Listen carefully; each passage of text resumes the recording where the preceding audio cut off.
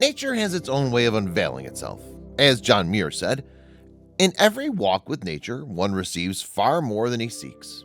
And in some cases, what you can seek while walking in the lap of nature can turn out to be something that you never even knew existed in this world. Stirling Hill Mine has a history of its own. This mine is different from other mines that would usually extract diamonds and coal. This mine hides things inside that are inconceivable to the human eyes.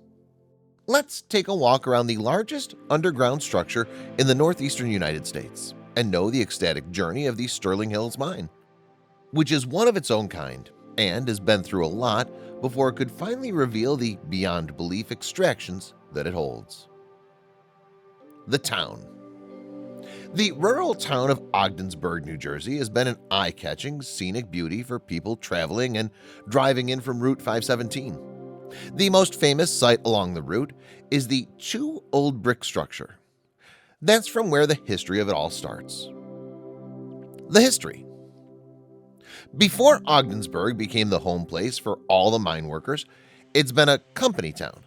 The New Jersey Zinc Company had taken over almost the whole of the town for more than a century and worked extensively. Unaware. The Zinc Company had teamed with a number of miners so that they could extract all the prized ore and zinc that was available within the largest mine of Ogdensburg. They tried extractions in a lot of different ways, but could not come across the unique discoveries of the mine. Searched deeper. The company asked the miners to search deeper into the caverns, and they were told to work with black powder as well as dynamites to blast the walls. But even after trying so hard, the miners could not extract anything exceptional. Risk. The company had put the miners' life at risk by asking them to work with such dangerous measures. But the only fact that the company bothered about was that it was making tremendous profits from the extractions. Closed. After the company had made profits, and even the city had profited materialistically due to various other reasons, the company and mine were officially closed in 1986. And this action was going to bring all the change in the small town. Purchased. After its closure in 1986, brothers Bob and Dick Houck thought that the mine could be really profitable purchase for them.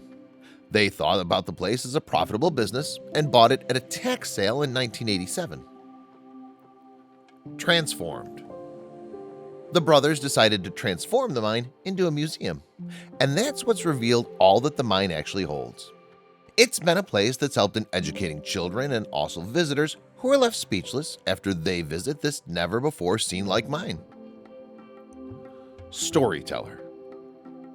The museum in itself speaks on various different levels. It tells and exhibits the whole history of the mine, from the beginning to the present. The museum also shows all the backbreaking work that the miners underwent in the bygone years, and it shows it in a very unusual and creative way. Never ending. The museum is vast, yet when you reach the end of it, you'll wish that you could see more of what it holds inside it.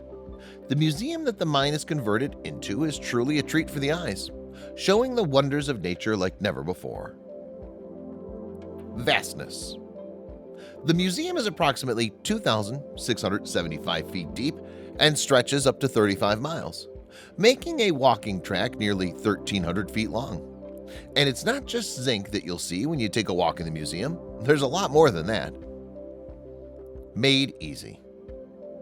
While working in the mine before the land was purchased by the Houck brothers, the miners had to work in very dangerous situations, climbing and struggling to reach the top of the rocks and go deeper into the mine. But everything has changed since the museum has been made. The entrance. The museum has things that people never knew existed in this world of ours. The entrance unfolds a massive shaft that goes further down the Earth's surface, which is as deep as 2,000 feet and one of a kind. Forever admired. When people enter the museum, they usually anticipate a lot of zinc, and that's all they can think of because zinc was the main ingredient that was extracted by the company in the previous years. But every visitor is amazed to see what all the museum holds. New constructions. To start with, the museum made a new addition at its entrance in the 1990s.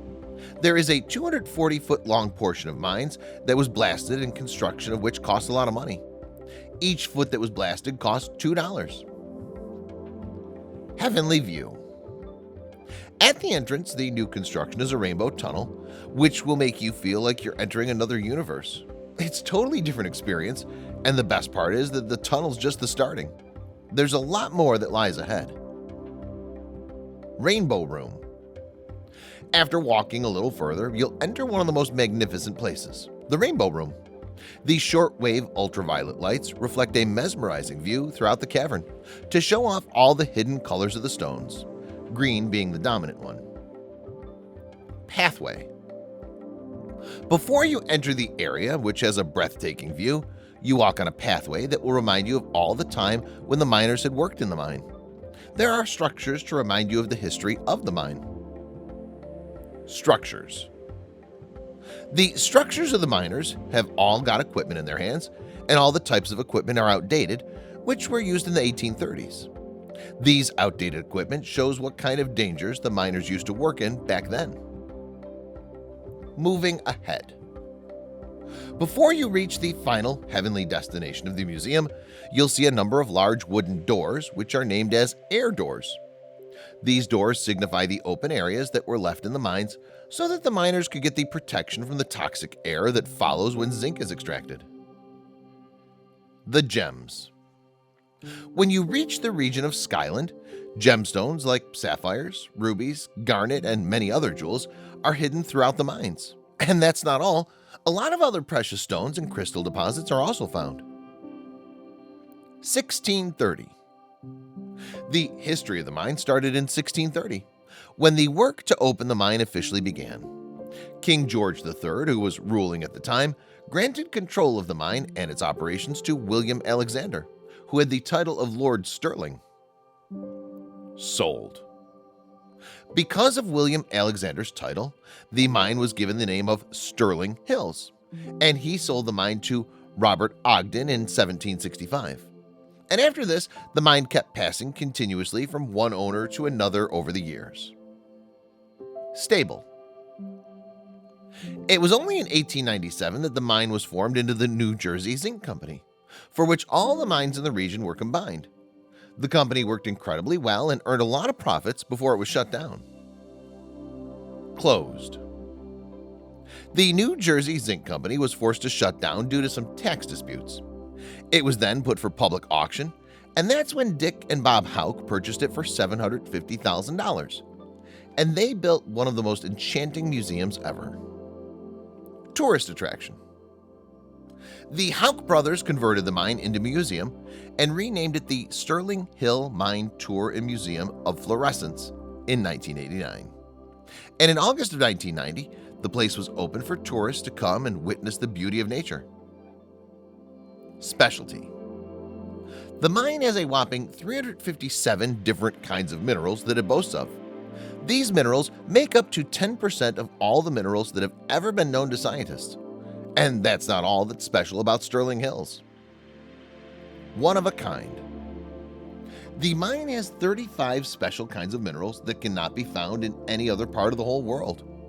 In 1991, the museum was even added to the National Register of Historic Places because of its uniqueness and grandeur. Bright minerals. There are brightly colored ores inside the rock that the mine is made up of, the massive limestone deposits, and that just adds to the unique aura of the museum. Never could you have imagined a mine museum to be so bright and colorful. Significance. The region that was mined years back to extract copper and zinc was possible to mine only because the whole area was made up of malleable limestone, which dates back to the Precambrian era, which is said to be 600 million years old. Ancient. All of the deposits of the mine can be dated back to roughly 1.15 billion years or even more. That's why the place has developed into something so magical after all these years. And it's going to be a prominent place for tourist attraction for ages. More than zinc. After the closure of the New Jersey Zinc Company, there's hardly any zinc that can be found in the mines now. But that's not lessened its value at all. In fact, in a sense, the value of the place has increased after the construction of the museum. Hard work. A lot of thought, planning, and action have been put into making the museum. It's not an easy task to convert a mine into a place for public attraction, but the Houck brothers had decided that they would make it happen. Planning. If we look at what the conditions of the mine was years back, when miners used to work there, we realize how unbearable and tough the conditions would have been for the miners. How can a museum be built in such conditions? Worst conditions.